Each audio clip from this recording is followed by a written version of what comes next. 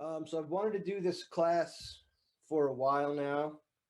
It Even with the explosion of home working and things like that, people are still wanting to expand their skills and get into studio work and flash work and things like that. So I wanted to bring this back and kind of do a second version. Quinn, where are you going? I have it on my phone. You can let people in from your Test one, phone. two. Okay. Test one, two. So let's let's see what happens. I'm gonna get started here in another minute. I guess it's just about 8:30 right now, so I'm gonna get a chance for some more people to pop in. Because I'm doing this live, it's gonna be hard to kind of monitor the chat as we're going along. So um, go ahead and feel free to put your questions in the chat. And at the end, then I'll go through and I'll answer them as we go. um, I don't have, like normally we have sort of a presentation, kind of a PDF that we go put up and explain as I go along. I didn't want to do that today for the simple reason that I think it would be very easy to be distracted watching or reading the PDF while I'm kind of going through and talking through the process of setting all of this kind of stuff up. So that's why there is no presentation now. I will email you guys out a PDF after the fact. And I realize you're going to get something later that you've already seen live. So if you want to take some notes as we go along, that's totally cool, obviously. But when I send you the PDF, hopefully tomorrow, it's the PDF from what we call the Studio Simple class that we did way in the back. So some of this may feel like it's way over all of a sudden you didn't get it. We'll answer those questions at the chat at the end. And then I think when I email you the PDF in a day or two, a lot of it will become really crystal clear for you. So just to kind of lay out what we're going to do as people are popping in. How many do we have, Clint? We currently have 9 people. Okay. And what time do you have? 8:34. All right. Okay. Hopefully everybody, when they signed up, got the message that we were starting at 8:30 and not at 9. So we might have a whole flood of people come in at 9 and miss the first part. And that's cool too. So what I want to do, I want to start off, I want to run down all of the gear that we're using for this today and give you an idea of what it does, how many we have and things like that, why I picked them, all of that sort of stuff. Then after I've explained all of the gear to you, what we're going to do is we're actually going to shoot live. And assuming that everything works correctly, and when we rehearsed and planned it did, what I'm going to do, we're going to put Clint over on the side. We're going to shoot through here, and then you're going to see it on the screen. And I'll be able to kind of talk you through the process of building your light set. And you'll see what I mean by that. When I start off classes each week, I want to kind of give you guys sort of the history and the genesis of where this all comes from. A lot of people are really intimidated when we set up a flash, because now we've got lights that we have to use and control manually. We've got a camera that we've got that maybe we don't quite fully understand yet. And so it can be really overwhelming and really kind of intimidating. I guess it was later or earlier this summer, I was in an online conference on flash and on flash photography. And there's a guy by the name of Joe McNally who is a flash wizard, and I'm going to kind of leave it at that. Joe is where I would aspire. If I could be half of what Joe's skills are, I would be wicked successful in my opinion. And so watching him kind of build a light set one light at a time sort of gave me the idea of bringing this class back, doing it live and kind of talking through the process. And so that's where this came from, is watching a master do it and not holding myself to a master's level, but at least kind of showing you sort of the process of how this goes. Because I think a lot of times, like I said before, people are really intimidated, and it's really not that hard, you guys. The thing is, when you have full control over everything going on in your set, you have full control over how powerful this light is or that light or where your background is. When you've got the control and you understand how everything works, quite frankly, it really gets to be pretty simple. So let me grab a sip right quick, and then we're going to run through the gear that we're using today. So I'm going to start off with at the beginning with the lights. Now, my light of choice is the Godox AD200. There are multiple lights in the Godox AD series. There's the 200, There's a 100, there's a 300, there's a 400, there's a 600, and there's even a 1200. Now, this is kind of important. Um, it's very easy to overbuy your flash, and it's one of those few things that's hard. I have a lot of folks who will come in and they'll buy a 400 or a 600, and when they're working in a small room like this, like a home studio kind of a thing, they find out that a 400 or a 600 is almost too powerful. And when you turn the power all the way down, it still overwhelms the lighting. It's just overwhelmingly powerful. So I have 200s. Now I have multiple 200s, as you're going to see here in a second. But they give me a lot of flexibility. They give me a lot of power. They give me enough power for the things that I shoot. Now, if I were consistently shooting outdoors where I have to overpower the sun with some high-speed sync on a really bright day, these aren't powerful enough.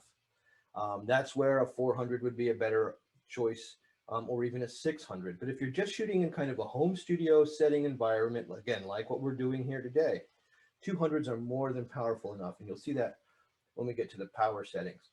Now, on the rare occasion that I do need more than 200 watt seconds, if I'm shooting outdoors, like on a golf course, I do that a couple of times a year. One of the cool things that Godox has that's part of their set is this double head. And what this allows me to do is break apart my light, and I can turn I can put two 200 heads on this, and I have a 400 watt second head. So if you don't need 400 watt seconds often, but you think you might every now and then, if you have multiple 200s, you grab this piece and you have a 400 when you need it.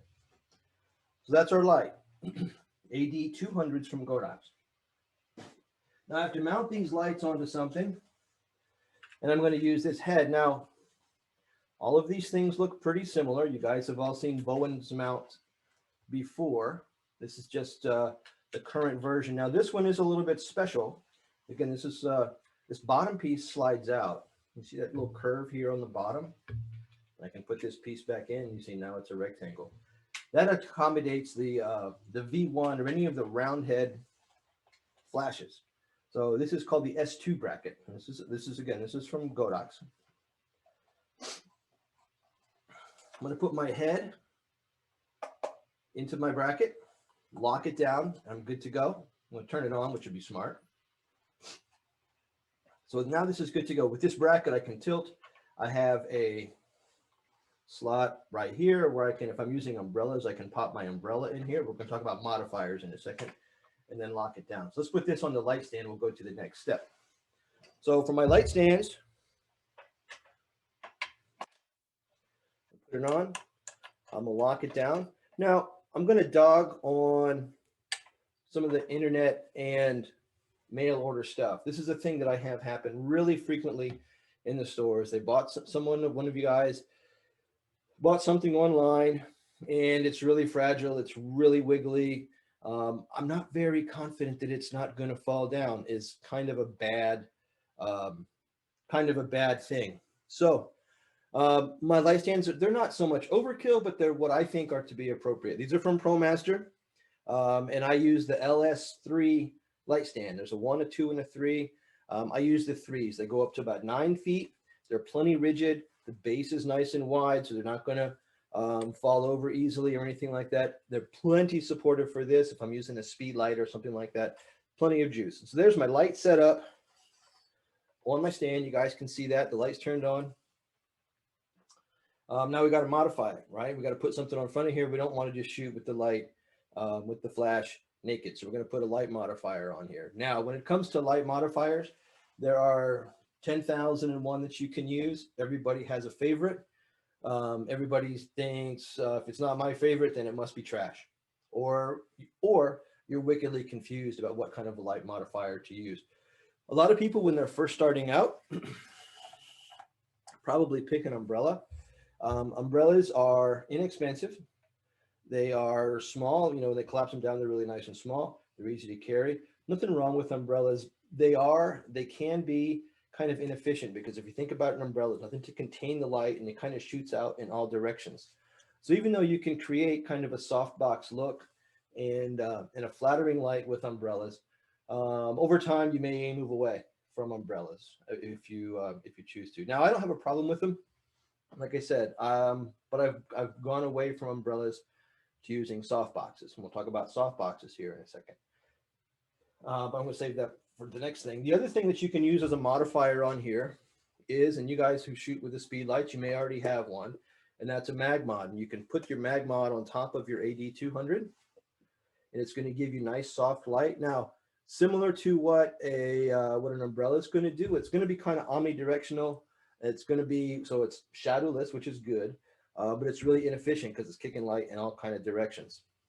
But if you've already made an investment in the MagMod system, your MagMods will fit on an AD200, not the other lights, only the 200. But if you are cramped for space, if you need to light up a big room with some flattering light, a MagMod is a really good modifier to use with AD200s. But my favorite modifier are these. This is from Photix, and this is the Raja. Photix makes a series. I think there are currently 10 different boxes in the Raja line. Now, what I like about the Rajas is that they are really well made. They are relatively compact. They put out a great quality of light, and they're super easy to use. They also already come with the Bowens modifier kind of as a base. So to use a Raja, and they, again, all of the Raja lights work the same way. They work kind of like an umbrella. You just push and lock it in place. So that's good to go. You guys see me right there? And I've popped it in place. Now, what's cool with the Rajas is that they have multiple shapes. They all come with multiple covers. So I'm just going to put on the front cover. I'm not going to use the second internal diffuser, but they also come with a grid that velcros onto the front, and they also come with a beauty dish attachment. So they are a little bit pricier than some of the lesser expensive stuff that you find online, but between the aluminum construction, even on the ribs inside, let me pull this open so you guys can kind of see. So they're aluminum, not fiberglass or plastic. They're really well made. They come with the Bowens mount. The other cool thing is, as these have gotten more and more popular, is that they are heat resistant. So if you're using LED lights in your room, in your studio, or anything like that, you can safely use a Raja softbox with your LED lights if they have a Bowens mount. So you kind of get a double or triple duty out of them. So there's my softbox. It's assembled. This is a Raja 65, so it's about 24 inches, I think is the math. Ideally, in a small split space like I'm shooting today, I'd be using 2 of these, just because of the space of the room and how much space a big box is going to take up. Now, I have a 40-inch that you're going to see here in a second, which is my big main box, and we'll talk about big boxes versus small boxes and things like that. Let me put this in place and I'll be right back. So this is going to just going to bayonet to the front. Let's zip it open.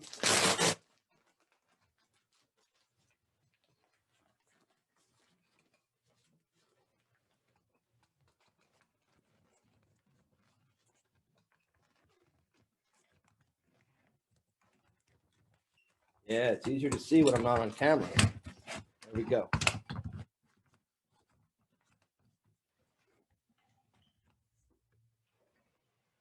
All right, so we're going to put this in place.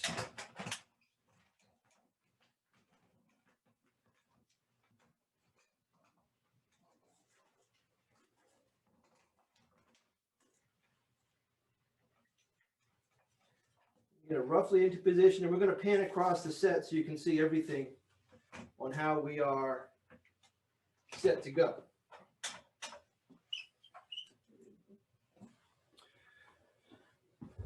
Now, before we go through the set and then we start shooting, the thing with softboxes, big ones, small ones, round ones, square ones, hex ones, a lot of it comes down to personal preference. Some of it comes down to the size of the group and things that you're shooting. Now, if I was shooting a lot of headshots in a small room like this, I'd always be using some 20, 24, 26-inch boxes, and I would have a couple of those. When I shoot, a lot of what I shoot tend to be kind of bigger groups. And so my main softbox, you're going to see here in a second, to be quite honest, is a little bit big for this room. It's a 42-inch box. It's a big monster, but it puts out a really good soft light. And one of the things that I kind of grew and evolved into is I like lights that are as round as possible. And it's a really picky thing, but it sort of bothered me over time. I used to use a square box. And so when I'm taking pictures of people, that square box would make a square catch light in someone's eye. And it sounds really kind of dopey, but a normal catch light should be round. It shouldn't be a square or a diamond. So I don't use those square boxes for portrait photography. I use them for product and stuff like that. But when I'm shooting for people, I want to use a hex or a round or an octa, something that's going to give me a more naturally looking catch light in my subject's eyes. Square boxes, I think, are terrific for product photography where you don't have any reflection. You just need some big, even coverage. And then there are things like strip boxes, and strip boxes are long, thin, soft boxes. And if you're looking to create a highlight just on a very narrow part of your subject, if you think about maybe the edge light of a model where you want just a hint of a highlight along their side. I work with a client here in Charlotte who photographs firearms. And so using a strip light for them works really well because it creates a really long, narrow highlight to sort of highlight and separate the weapon from the background. So some cool things like that. So there's a million options when it comes to modifiers, one, and then there's a million more options if you look at just the softbox kind of category. So it's hard to say this is the one and the only that you should ever use. Just like everything else, there's the proper tool for the thing that you're shooting. And we can talk about that. If you guys have specific questions about what sort of softbox, you can hit me up at the end. We'll talk about them. You can email me directly. We can talk about them. If you're here in Charlotte, and stop by and we can talk about them. Let me go through my gear guide to make sure I talked about everything else that I want to talk about. Oh yeah, let's talk about lenses, and then we're going to show you the studio. So, the internet's favorite lens is the old school 50 millimeter. And there's nothing wrong with a 50 millimeter lens. We all have them, myself included. But when it comes to the kind of photography that we're about to do, which is sort of like headshot and single person kind of tight shots, the 50 is really, to be quite frank, you guys, it's not a great choice. It makes a great look. You get that really cool soft bokeh. Your subject pops out. But the downside to them is that your working distance is really short. I'm talking to you on a lens that's about 50 millimeters, and I'm not much more than arm's length away from the camera. So if I'm going to shoot this kind of photo with a 50, I don't have any room to work. And when you see the studio and how much space we're using here, with a 50, I'm going to be about 5 feet away from you, which means I have no room to put in any lights, no room to put any modifiers. It could be a little bit harder to control. So I don't like a 50 millimeter for what we're about to do. For kind of headshot, 3/4 length kind of portraiture, things like that, you want to look more in the 85 and up kind of category. And 85 is a great choice. You guys, if you know me, you know I love my 85, 90 millimeter, 100 millimeter, in that range. It's a terrific headshot lens. If you need some flexibility, there's always, and that's what we're going to use today. If you need some flexibility because of space or because of framing or how you want to compose, look and consider your 70-200. And that's what we're going to shoot with today, is a 70-200. Quentin, where'd you go, buddy?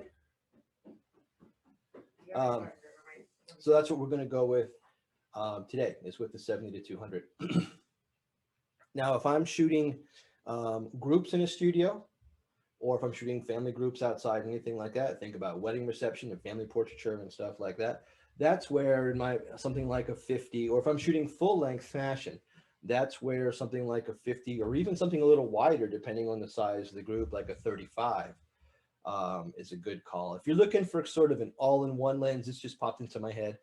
If you're looking for an all-in-one lens that allow you to do big groups, medium-sized groups, tight headshots, and things like that, the Tamron 35-150 is definitely a lens that maybe should be on your radar if you don't already have a 70-200.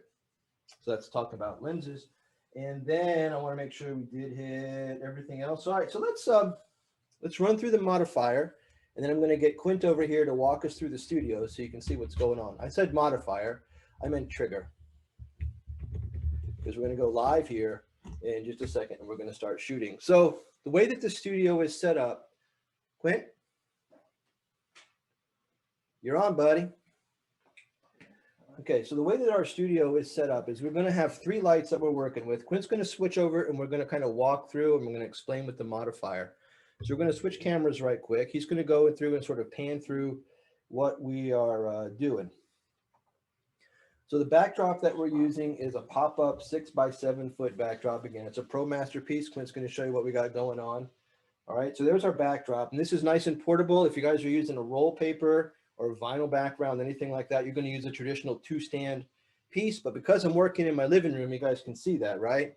Because I'm working in a living room and I've got limited space, I just have another one of those LS3 stands all the way to the top. I've got a boom arm across the top, and then the background is Velcro to it. Just at the bottom of it, you're going to see it when we start shooting here in a second. You're going to see the background light. I'm going to be able to control that. That's our C light. And then pan over here to the main light. This is our main light. That's the 40-inch Godox. It's kind of an umbrella style soft box. It pops open. There's a light inside there. Let's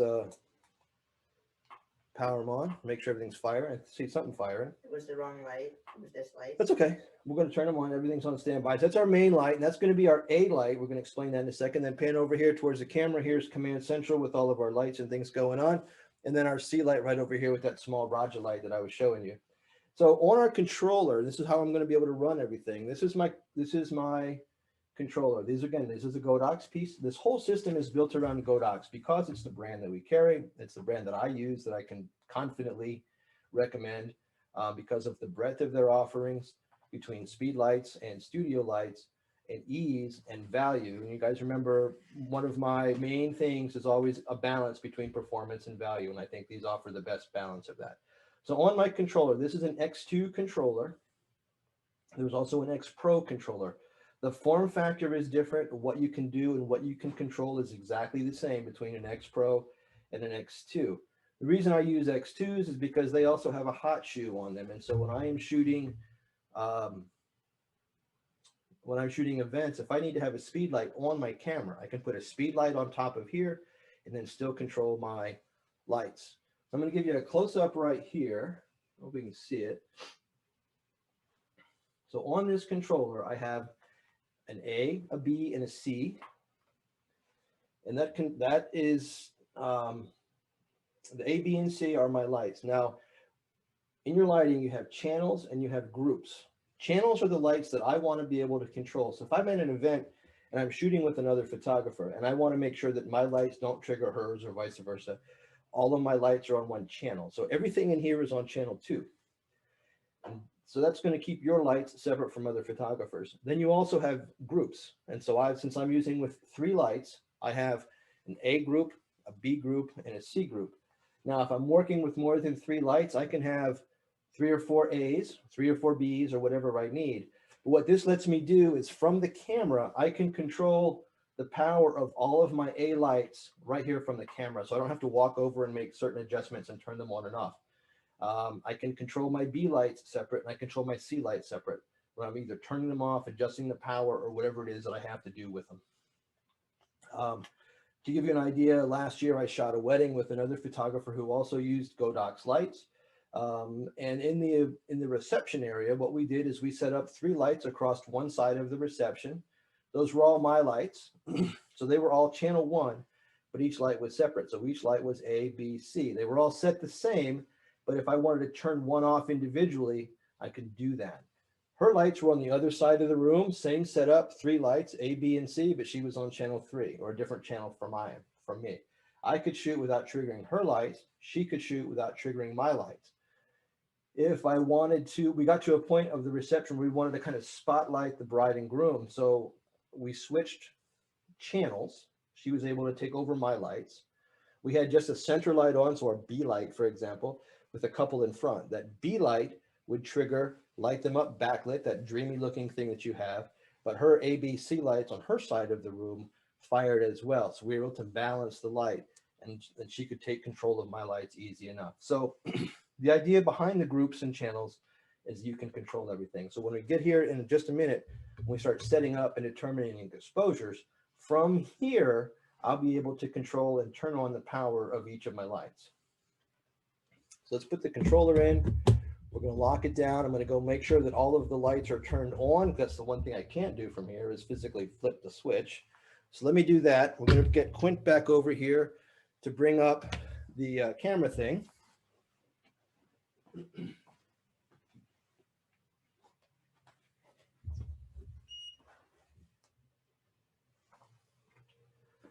And as we're doing this,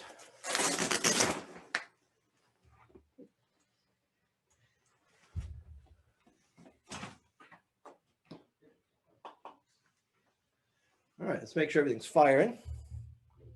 That looks good. All right, Quint, can you come grab a seat in the chair, my friend? Oh wait, can I take a test picture just like firing anything up the same spot that you just were at? Sure, yeah. Real quick test picture to make sure everything is good. Yep, everything is good. Okay.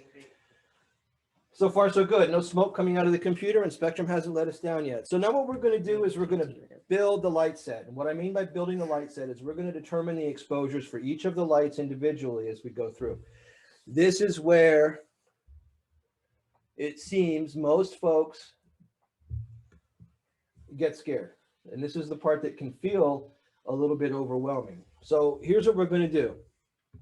The first step is to determine an exposure. Now, the thing is this, you guys, because you have full control over how much light and where it's coming from and the direction of that light, shooting this and doing this manual is about the only way that you can do it. So my anchor point in my camera, and these are going to stay, these aren't going to change. I'm going to change my exposure by changing the power of my lights. So the anchor points on my camera, and if you look on the screen, you're going to see to the left-hand side. Can they see this data screen right here? I know they can't see this. They can't see that data screen. That's fine. We can leave it. Real quick. So my anchor points for this shot is 1/250th of a second at f5.6 and ISO 100. You can. Okay, so over on the left-hand side, you guys are seeing my screen, okay? ISO 160, 1/250th of a second at f5. Now, the reason I picked that, just because. The key is you want that exposure. And if I take the picture without flash, I want this to be completely black. I don't want any contamination. I don't want any ambient light. So this number, this set of numbers could be anything as long as your exposures come out dark and you're not shooting too fast with your sync. This is what I call an anchor point. If you've been into other classes with me, I always talk about anchor points as kind of a set starting point. You may not finish there, but this is where I always start at. So 160, 250 at f5. I take a test shot and I'm pretty dark. I got nothing going on. I'm good to go. Now what I'm going to do is I'm going to set the exposure for my A light, my main light, the big one you saw there just a second ago. So by doing that, what I'm going to do is I'm going to turn off all of my other lights that I'm shooting with my flash. So my C light over here, let's turn this a little bit so you guys can see a little bit better. There we go. So my C light is off. My B light is off. So my background light is turned off. My fill light is turned off. The only light that I'm using right now is my main light. So Quinn, go grab a seat at the chair, please. And what we're going to do, you guys, is I'm going to shoot. We'll take a couple of test shots. I'm going to adjust the power of this light as needed until Quint looks good and I'm satisfied with the exposure. All right, buddy, right here. Give it a second. It's going to pop up on the screen. Okay, so you see it on the screen right now. Quinn, got some people in the waiting room. Can you let them in? Yeah. All right, so you see what my exposure is looking right there. It's a little bit dark. I'm not too happy with it. I don't want to play with camera exposures and camera settings if I can help it. I don't want those to change because when you start changing 3 or 4 different things, you don't know what change fixed stuff. And then when you go to the next light, things are going to get goofy. So what I'm going to do, because I'm not happy with that, I'm going to turn up my power. So on my controller, I'm going to highlight group A. And I'm going to turn my power. Now I started at a quarter power. It was too dark. So I'm going to move it up to half power. So we're going to double our light output. Let's see what half power looks like. Quint, give me some. There you go. Let's let that pop up. Okay, I don't think that's too bad. I like the background being dark. You're going to see that in a second. Now, if I had some more space, honestly, I'd rather have Quint be a little bit closer if we could, because that's going to let my light come up a little bit, not too far.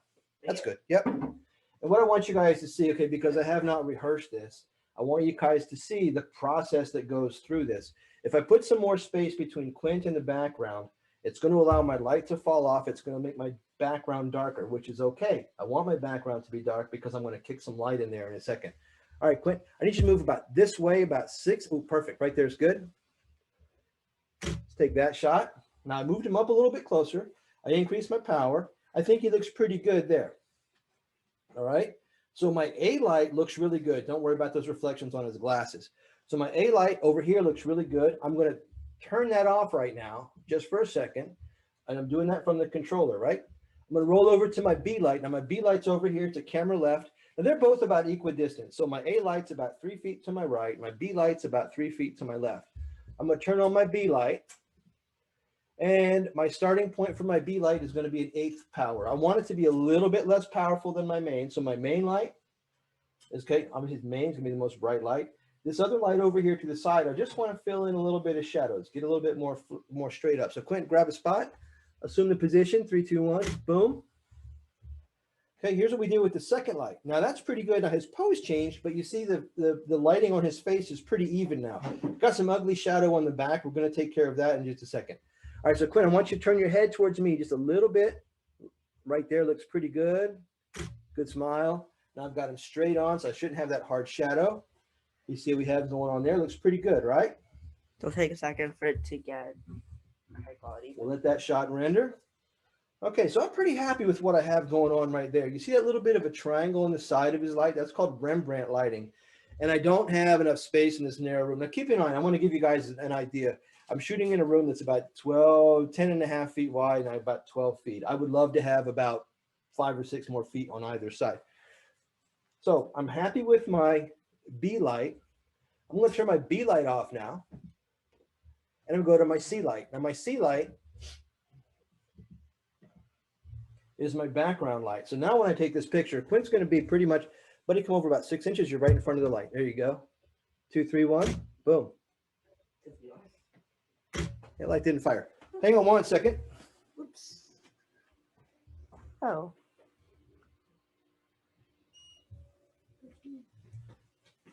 But it's not on.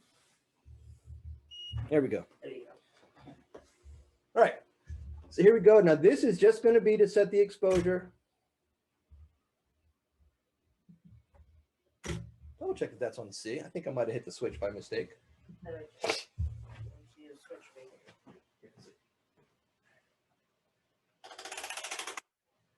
Oh, it's E. Oh, well, that's not good. I didn't like. All right. So in rehearsal, I guess we changed that group from C to E by mistake. So let's go to C. Okay, now we're going to have our backlight shot. Okay, now that's what we wanted, right? We wanted everything. Our A and B's are off. This is just our C. Now, that's a gray background. That's obviously not being rendered gray. It's being rendered almost white. That's kind of a sneak preview. A little bit bright. So I'm going to turn down my power. Clinton, grab a seat, please. All right, so I'm going to go from 16th power because it's overexposed. I'm going to kick that down to 32nd power, cut the light in half because I want to render that gray. I want to render it accurate before I turn on my other lights. Now that's pretty good. I'm digging that. Where are you going, buddy? Okay, so I like my background now. I've got that nice highlight that's going to separate Quint from the background. Let's turn on all 3 lights and watch the magic happen. So we're going to turn on A. We're going to turn on B. And remember, see, I'm not doing it. I'm just going on here, turning on my groups and powers. Now, I may have to make a small adjustment. That's totally cool. Quint, slide over just a tiny bit. Pull the whole chair over a little bit, buddy, about 6 or 8 inches. There we go. Okay, now lean over the top like I was showing you before. Yeah, right there. Perfect. All right, here we go.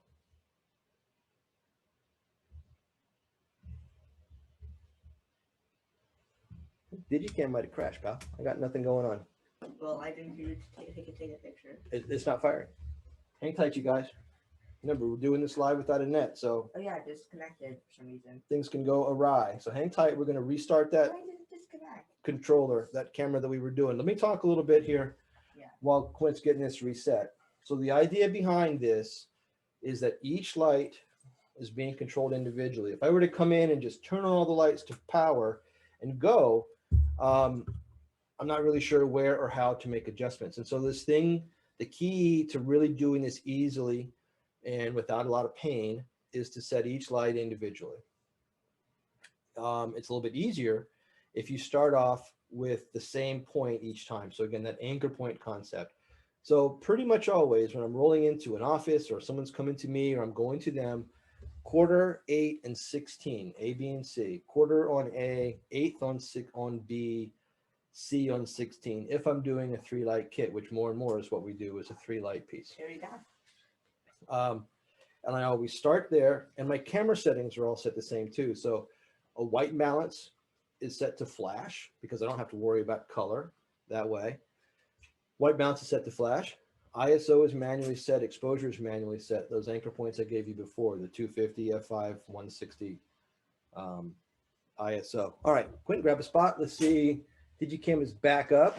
Now, I don't normally shoot tethered, you guys. I'll give you that much. Just because of things like this, when things fall apart at an inappropriate time, it's kind of embarrassing. But for the purposes of this, you can kind of see the process as we go. I want to be able to shoot tethered. All right, here we go. 1, 2, 3. Boom, here we go. Now this should be pretty close. All right, so I've rendered my background pretty gray. Oh, This might be a tad bright.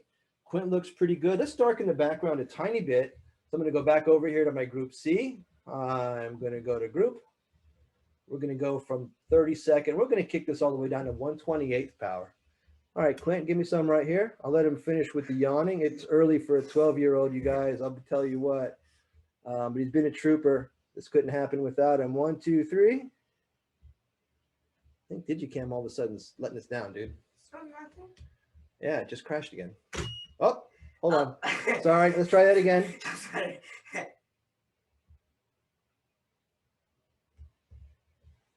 Why was it that when I had weird this?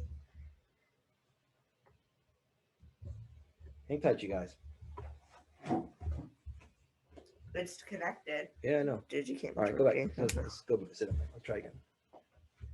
No, did you turn off the camera? We're gonna grab a seat. I That's think weird. we're good. That's weird. Yeah, I know, it's weird.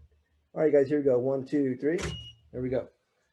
Okay, so now we should have a pretty neutral gray background. Kind of liking that. Maybe still a little bit overexposed. Now, because of the space that we're in, I really can't go too much darker. I can't turn my power down on my big lights enough. So let me go a little bit more down. I can cut that light down a little bit more on my background.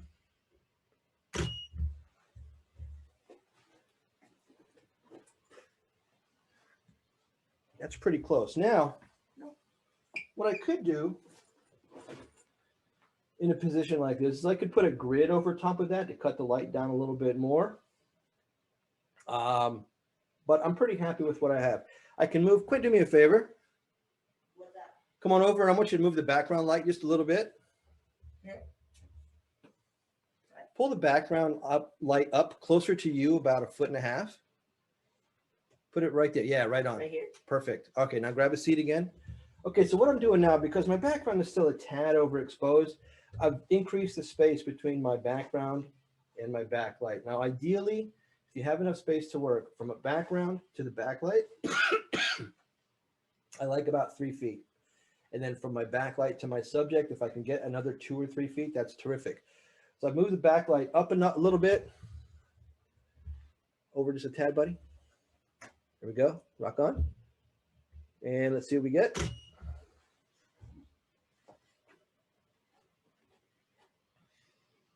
All right. So I'm pretty pleased with what that background is. That's a simple 3-light kit, right? Now, one of the things that we work about a lot of times, especially for someone like me who works solo, I don't have an assistant that comes with me on a gig or something like that, is carrying multiple backdrops. I want a white, I want a black, I want a gray, I want a green, I want a red. So let me show you how to do that with one backdrop. Now you guys see what I'm working with is just a plain gray, neutral gray backdrop. Let's make it white. To make it white, all I have to do is overexpose it a lot. So I'm going to take my power, I'm going to take my C light. Now remember, I'm not changing anything with my two main lights. My A and B lights are exactly the same. I haven't touched them since I got them dialed in. The only thing I'm changing right now is my C light. And I am going to blow this out, you guys. We're going to go from 128th power. We're going to go to quarter power.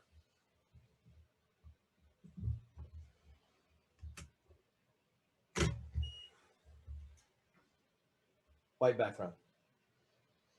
If I crop in tight on that, let's get in tight on that. That's the shot that I really wanted. Now, the other thing too, we're doing this shot on a tripod for the purposes of today. It makes things a little bit simpler. If you're doing a large group, it certainly makes it more repeatable. So heads are all in the same place. So there's Quint with my white background. Now, that reflection on his eyeglasses is really bothering me. So what I'm going to do is I'm going to bring up my main light because it's hitting him pretty much straight on. If I bring that main light up a little bit, the light's going to come back. So let me show you how to get rid of those reflections. Do we need to turn the camera? Oh.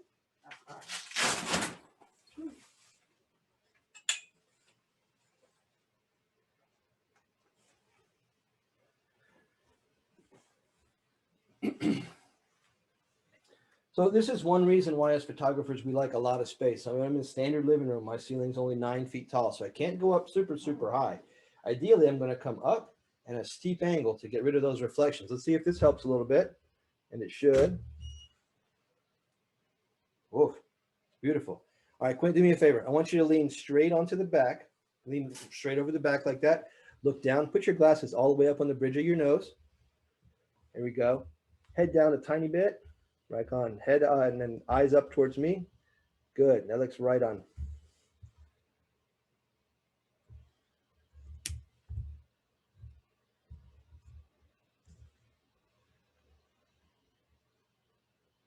Right there. So there you go. Now, one of the things when you're photographing people with eyeglasses is you want to get them to hold a pose until you've got your glasses right. Now, of course, she's moved, so that kind of wrecked that whole hold your pose thing. But if you're shooting folks with eyeglasses, two ways to get them to go up in a steep angle. There are photographers who will say, just take your glasses off. I've worn eyeglasses since I was 8. So to photograph me without glasses, you're not photographing me. So your challenge as a photographer is to be able to eliminate those eyeglasses. Now you saw we did it without Photoshop. That's the third option, is to go in and clone out that awful reflection, which is really not fun. You can work on posing, you can work on direction. If you turn your subject's eyes a little bit, instead of being directly into the light, turn them to the light a little bit. Quint, let's try this again. Right on. Sit up tall for me. There you go. And boom. Got a little bit of reflection there, but not too bad. If I can work a little bit with angles, with a little bit more space in a studio space, we'd be able to get those reflections gone. Hold that pose again for me, buddy. Go back to where you were. So what I'm going to do, you guys, I'm going to take that second C light, B light rather. I'm going to move it up like I did my main and come down at a steeper angle. And so with doing this, I'm going to try to eliminate some of those shadows, some of those reflections rather. Got worse because he moved. All right. Yeah, you did. All right. Head down a tiny bit, eyes up a little bit. Bring your head up a tiny bit, Quinn, about a ½ an inch, like this. Like I can't see the top. I can't see the top of your eyes. Put your glasses all the way up on your nose. Excellent. There we go, dude. Now, when you're shooting people with glasses, well, this is one of the things you want to look at. Is you don't want their frames to cut through their glasses. So make sure their eyeglass frames are all the way up on their eyes, all the way up on their nose, so the bridge is not cutting through his eye. I'm pretty happy with that shot. So now back to that's kind of a quickie tangent about eyeglass reflections. Let's get back to the colored background. Quint, would you drop a red on there for me? So remember, we used a gray backdrop as our base. We blew it out to make white. And so we're going to throw a colored gel onto the backlight to give it some color, because now my client just said, hey, I would love a red background. And you didn't bring a red background, you brought a gray background. So by putting a gel in the background, I may have to adjust the power of that background light, but I'm going to be able to create a red background here in just a second. Here we go. All right, Quinn, give me some. Boom. Red background. All right, so it's not red, it's graduated. It looks pretty good, but it's not a deep red like what I would want. I'm going to change my power. I'm going to go from 1/4. Let's go way, way down and see what happens.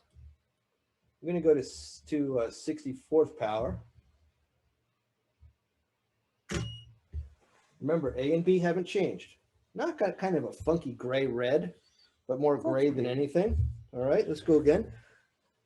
So I'm going to kick my power up.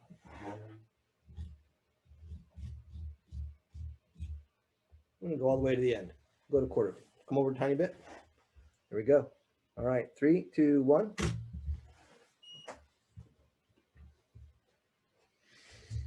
All right, so Now we're it's getting a sort of little like more red. pinkish. Now, Quentin, can you do me a favor? Move that backlight back closer to the background, please. So we're going to put the background, in this case, we're going to put the backlight a little bit closer. This good? A little closer. There we go. Let's try that. All right, move yourself back a tiny bit. Oh, right there. Good. Rock on. All right, you guys, here we go. 1, 2. Let's get a focus point. 3. When we're doing colored backgrounds on gray, you're going to be doing a little bit more of experimentation than you might want to. If you're going to be doing this on a pretty continuous basis, my suggestion would be to starting with a black background. Quint, right here. The darker your background is to start with, the better off you're going to be. We're going to drop another color on here real quick. You drop on it. I'll put the blue on top. Purple.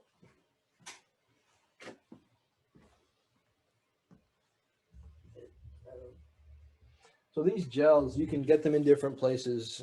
If you have a Magmod Pro kit, the Magmod Pro kit is going to come with a sphere. It's going to come with the rubber band. It's going to come with gels and some other pieces. You can use the Magmod kits. If you don't have a Magmod kit, you can get just a set of Roscoe gels, if you don't currently carry.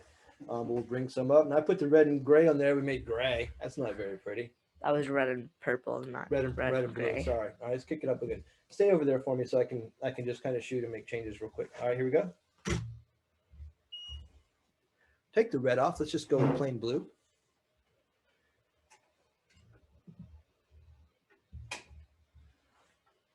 Remember too, so now what I'm going to do real quick is I'm going to turn off C because we're going to wind this up so that we have time for discussion. So I've turned the backlight off completely so you can see what just a 2-light kit is going to create for me. I don't have as much separation. You see the color on that background's changed a bit. A little bit of fall off, but nothing is too bad. You can certainly live with 2 lights if you need to in most situations. Now, if I'm shooting somebody who's got hair that same color, that's one of the big ideas behind using a backlight, is to create separation between your subject and your background. If I was shooting Quint on a black background, in that dark hoodie and his dark hair, he would kind of disappear. So that's why we're using a backlight in most of these situations. Neutral gray, really for most people, you can photograph almost anybody on a neutral gray background without issue. I'm going to turn C back on and we're going to wind this up. We'll get into the chat. And like I said, you guys, all of these, this is all really pretty straightforward stuff. Let me look at my note right here for a second. I want to make sure I haven't missed anything as we've been talking. Let's see what this looks like. All right, Quint, show me some right here. Yeah, I saw some red. There's that great blue background. Now, when you look at this, you see kind of a cutoff. It's really hard. It's because of the gel that I'm using. It's kind of a generic gel in that back piece. Quint, do me a favor. Take the, just pull the cover off, the whole white thing. Just pull that off. It's magnets. Just pull. And then very gently rest the, hang on one second, you guys. We'll be right back. Yeah. Yeah, Yep. Right there. I got you. Oops. Okay. Grab a seat. Let's finish up. All right, one more with the blue background. Whoa, something didn't fire right. My gel must have moved. But that background, anything you put on that backlight, you're gonna be able to create a different look. I actually put that on there at a kind of an odd angle. Looks like it's good. Yeah, no, it's good. We're good. Covering it. Yep. All right, grab a seat. One more. Let's go back to full white. Remember, so for full white, all I'm going to do is blow up the power. And the other thing with this to remember, guys, nothing is in TTL, nothing is in automatic. Everything is shooting manually because I've got all the control that I want. That actually looks cool. There's our cool lasery background. All right, so that's kind of the shooting part of what I wanted to show you guys today. Quint, do me a favor. Would you kill Digicam? If you guys have questions, go ahead and pop them into the chat now. We're going to start hitting those. I see a couple of things. I couldn't see it while we were shooting, obviously.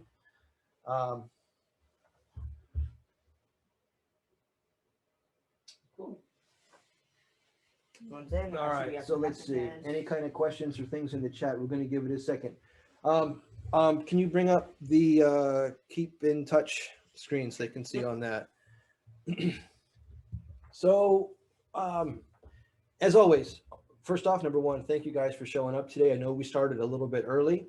I wanted to make sure we had enough time to go through everything. Time-wise, it ran just about what I expected. So for one, thank you for getting up a little bit early with me this morning. I really always appreciate the support you guys give us with this sort of thing. I'm going to send an email out to everybody who signed up today. One, we're going to put together some packages for you. So if you're interested in investing in some AD200s or some lights or some backgrounds, if you want to build your own kind of studio, we're going to put together some package pricing for you so that you can kind of start to build up your studio kit. If you already got one, hopefully today kind of simplified things for you if you've been struggling. I run into a lot of people who buy this kit or buy a kit or get started. Maybe they bought it somewhere else, who struggle and have a hard time. So that's kind of what I wanted to do with this too. So if you need some gear, I'm going to take care of you. Hopefully today answered a lot of questions that you guys might have. We're going to pull up and go through the chat here in a second. I did see one thing in the chat as Clint was going by. Yes, as always, we're going to put this up online. It's going to be up later tomorrow afternoon. Today is Saturday. It'll be up on our YouTube channel on Sunday. Quint's got the YouTube channel up there right now. So Studio A Photography on YouTube is where this will be posted. You'll be able to read and see the entire thing from start to finish. Like I said, I'm going to email you guys out a kind of a product list, some package pricing. I'll put the PDF in there so that you'll be able to see and review anchor point stuff. Let me roll over to the chat. I guess I can't do this with coffee in my hand. So let's see here on the chat. Let's bring this down so you guys can see me as I'm talking.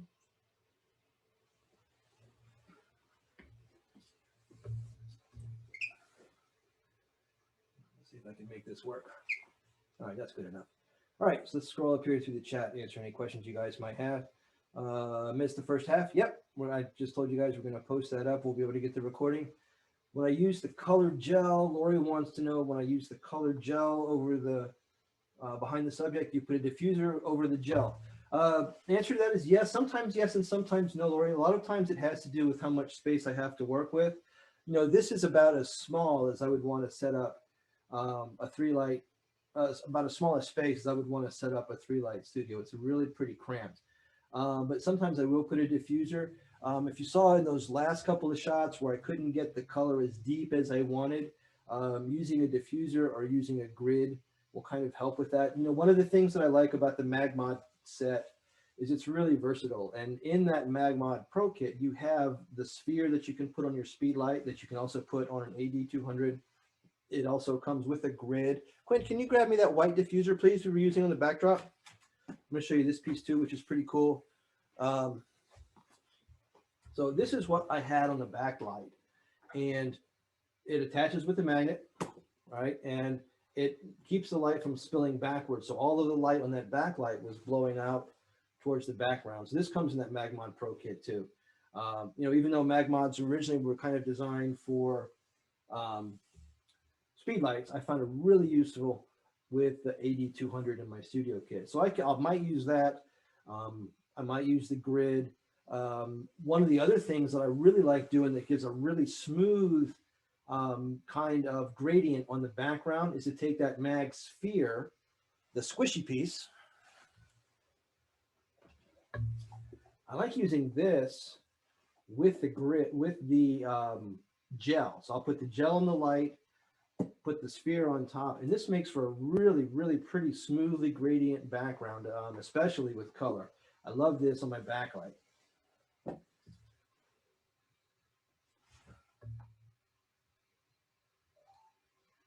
Oh, Frank, that's a great question, right? Shooting with film and using a light meter, why not one for this setup? You know what, I'll be really, really honest. Being able to see and review that obviously we can't do with film, I think honestly, Frank, it's a little bit, it's when I'm shooting with digital, it's a lot more efficient. Now, if I was put my RB67 up here, whole different story. Yeah, we'd be either proofing it with a digital camera, right? And then translating those settings over to the film camera, or using a light meter. Way back in 1980 something or other when I first started with this, that's exactly what we did, right? We had a string, we'd lay everything out, and the main light is 8 feet away, and boom, we knew that would be f5.6. With digital, to be honest, it's a lot simpler to just kind of look and review. If you're really particular, you can look at your histograms to view it. And the thing is with, you know, to your point, with a light meter, if I draw it out, pop my test and it says f5.6, boom, I'm good.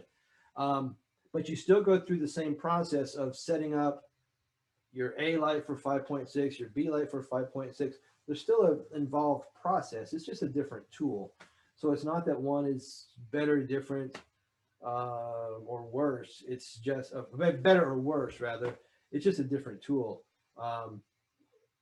But to your point, one of my challenges now is to go and duplicate this same thing by doing film. Once I start developing film at home, might get into something like that and going back a little bit more. Corey, thank you. Greg wants to know if we have AC or battery powered. One of the things that I love about the AD series lights from Godox is that they are battery powered. So I have no, let me grab one so I can show you what we're working with.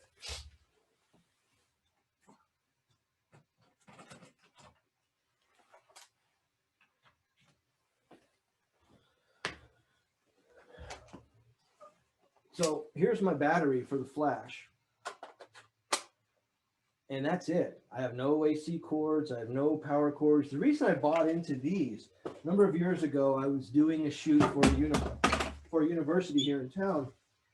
And this is before I got into the Godox line. And I had roughly 300 feet of extension cords. If you guys have been in the store, I've told you this story. I had about 300 feet of extension cords stretching all the way across a basketball court to be able to set up my lights. It's just in an environment where I've got a lot of people walking around. There's a tripping hazard, carrying 300 feet of extension cords, hoping that I had power available. It really was just a hassle. And so with this set of lights, everything is battery powered throughout the line. So the least expensive, the AD 100, all the way up to the AD 600, they're all self-contained, fully battery powered. So I can take them anywhere. Once or twice a year, I shoot at a golf tournament. And so obviously I don't have any power on a golf tournament. And so having these lights that are fully battery powered makes that kind of a shot doable because they bring a lot more power than my speed light does. And I'm able to shoot anywhere, anything. Another cool thing about this, the Godox line, is their speed lights are also, most of their speed lights are also powered by a rechargeable battery. So I don't feed them AA batteries. If I'm at a wedding, for example, I'm not going through 4 or 5 sets of AA batteries. One battery in these AD200s is good on average for about 700 to 800 shots at a very fast recycle time. And so I rarely ever worry about power. As a matter of fact, yesterday was the first time I'd recharged these batteries in about 6 months because I wanted to make sure we didn't run out at a bad time today. The same thing with their speed light. So I use the V1 speed light, which is their top speed light. The V1 is good, in my experience, for about 500 to 700 flashes before the battery dies. And again, because they're rechargeables, they're not AA's, the chemistry of the battery is such that they discharge flat, which, without getting deep into the woods, they recycle at the same rate, until they die, and then they stop. Unlike traditional AA's or alkaline batteries where they kind of start dying almost immediately and they get slower and slower and slower recycling time, these will recycle at a very constant rate for almost the entire life of the battery before they die.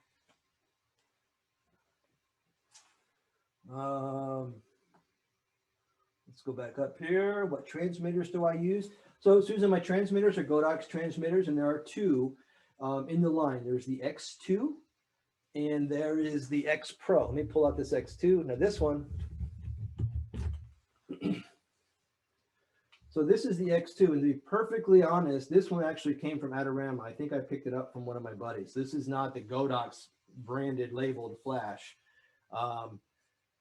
But it's obviously the same thing. So the X2, the interface is a little bit clunky because you have individual buttons. So if I want to change groups, I have to push the group button and dial up my group power and then hit OK. So the interface is a little bit wonky. I have it because I like this pass-through hot shoe.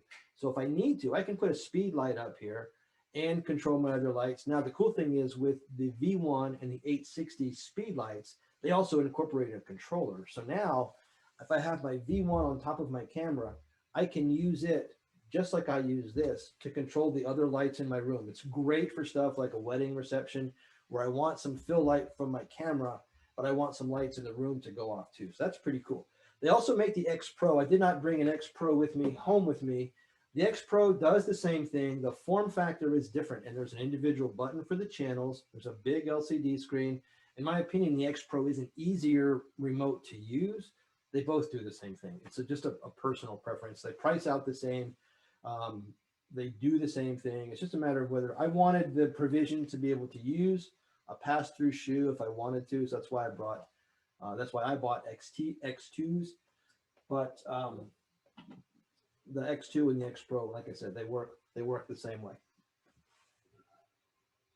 Ha ha ha! There we go. We forgot about the strings. You have the Godox 880. I'll be honestly, Frank, I don't know what an 880 is. The 860 is the one that we sell the most of. That's their middle flash, and I love it. I think it's terrific. So yeah, you should always have an extra one. I have, just to give you an idea, when it comes to lighting, you guys, I'm a little bit of a nut. I have 3 of the AD200s. So the light we were using today, I have 3 of those. I have a V1, which is their top-end speed light that I use. And I have their little 350 speed light. If you're a Sony shooter and you shoot with the smaller bodies, the TT350 is a really monster, great external flash. Uses AA's. It's really inexpensive. It's about $100. And I use it on a small camera, or if I need to give someone a second camera. But they all have controllers in them, so that you can bypass the Pro or the 2 and just use the speed light as your controller.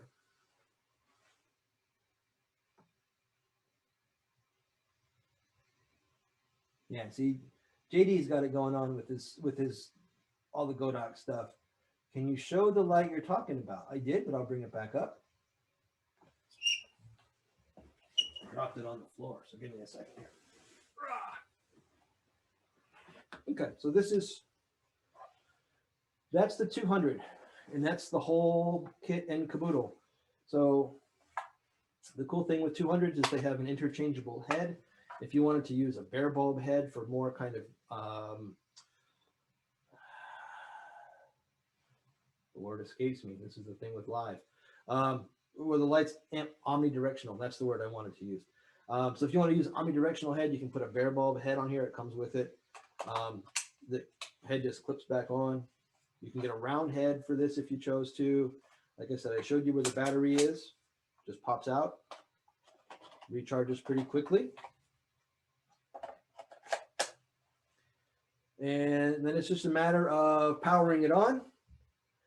On here, I can change my powers, but because, I don't know if you guys can see this or not, but here on my back of my camera, you can see here I'm changing the power of my flash right from the controller. That's the best part. This sits on top of the camera, and I'm able to run everything from here.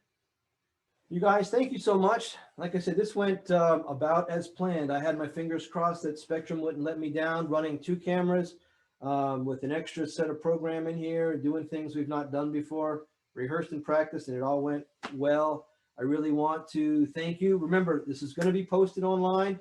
You can see on the screen right now on the Keep in Touch screen. If you want to follow me on Instagram, The Photo Outfitters is my personal photography page. That's where you're going to see things like this. You're going to see tips. You're going to see photo ideas. It's my hope that it's going to become kind of a small community over time, right? The Photo Outfitters. If you follow Studio A Photography on Instagram, that's just me and my life. So you'll see photography stuff there. You'll see family stuff there. You'll see a bunch of different things, trying to kind of separate them and get them a little bit separate. So if you want to follow the Photo Outfitters on Insta, that would be great. Studio A Photography, and you're going to want to look for that logo, that Studio A handwritten logo when you do Studio A Photography on YouTube. That's where this class and all of our classes are archived. You can go back and review this tomorrow afternoon. You can go back and look at something called the Simple Studio, which I think I still have up. All of my classes are there, even the beginning and essential stuff there. There's stuff there from Tamron, Sigma, and myself. So there's a lot of information that you guys can check out. If you have any questions, feel free always to reach out to me. You can send me an email, tony@studioa.photography. Notice there's no .com on the end. Or you can email me at the store directly, charlotte@cardinalcamera.com. Thank you as always. I hope you have a terrific weekend. Bill and Ted said it best, but it's going to become my sign off now. Be excellent to each other. Be safe, and I will see you next Saturday. Thank you guys so much. Have an awesome day.